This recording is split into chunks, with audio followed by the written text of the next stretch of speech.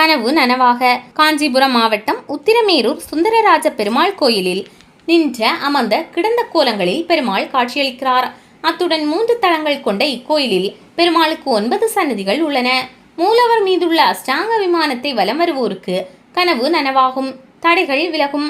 கற்சுவரில் வேலைப்பாடு மிக்க சிற்பங்கள், வண்ணம் தீட்டப்படாத அழகான கோபுரம் நம்மை கம்பீரமாக வரவேற்கின்றன. பல நூற்றாண்டாக பல்லவர், சோழர், பாண்டியர், சம்புவராயர், விஜயநகர மன்னர்கள் என பலரது திருப்பணிகளால் இக்கோயில் வளர்ச்சி கண்டுள்ளது. இதனால் இக்கோயில் ஸ்ரீவேலி விஷ்ணு கிரகம், கொங்கரையர் நின்ற பெருமாள் கோயில், வெள்ளைமூர்த்தி ஆழ்வார் கோயில், ராஜேந்திர சோழ விண்ணகர், புருஷோத்தமத்து பெருமாள் கோயில், பஞ்சவரதர் கோயில் என்னும் பெயர்களால் அழைக்கப்படுகிறது. கீழ்த்தளம், நடுத்தளம், மேல்தளம் என 3 தளங்களில் முறையே நின்ற அமர்ந்த கிடந்த கோலத்தில் பெருமாள் இருக்கிறார். கீழ்த்தளத்தில் கிழக்கு நோக்கியபடி சுந்தரவரதரும், மேற்கு நோக்கியபடி அனிருத்த வரதரும், வடக்கு நோக்கியபடி கல்யாண வரதரும், தென்மேற்கு நோக்கி அச்சுதவரதரும் உள்ளனர். இவை பெருமாளின் 4 வியூகங்கள் ஆகும். படிகள் ஏறி நடித்தளத்திற்கு சென்றால் இதே அமைப்பு.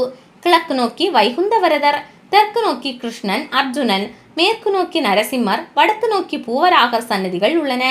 இன்னும் படிகள் ஏறி மேல் தளத்தை அடைந்தால் பள்ளி கொண்ட பெருமாளை தரிசிக்கலாம். இப்படி பெருமாளின் 9 கோலங்களை தரிசிக்க நாம் கொடுத்து வைத்திருக்க வேண்டும். ஆனந்தவல்லி தாயாருக்கு தனி சன்னதி உள்ளது. வைகான சாகம் அடிப்படையில் வழிபாடு நடக்கிறது. பெருமாளுக்கு துளசி மாலை சாத்தி அஷ்டாங்க விமானத்தை 12 முறை சுற்றினால் விருப்பம் நிறைவேறும்.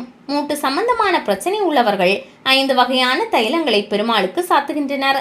இந்த மருந்து பிரசாதத்தை பூசினால் மூட்டு வலி குணமாகும்.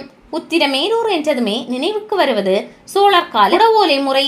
ஆம், பல ஆண்டுகளுக்கு முன்பே நம் நாட்டில் தேர்தல் முறை இருந்திருப்பதை இது காட்டுகிறது. பல்லவ மன்னரான நந்திவர்மன் வேதம் ஓதும் அந்தணர்களுக்கு இப்போதே தானமாக அளித்தார். எப்படி செல்வது? காஞ்சிபுரத்திலிருந்து உத்திரமேரூர் 26 கிலோமீட்டர், அங்கிருந்து 1 கிலோமீட்டர்.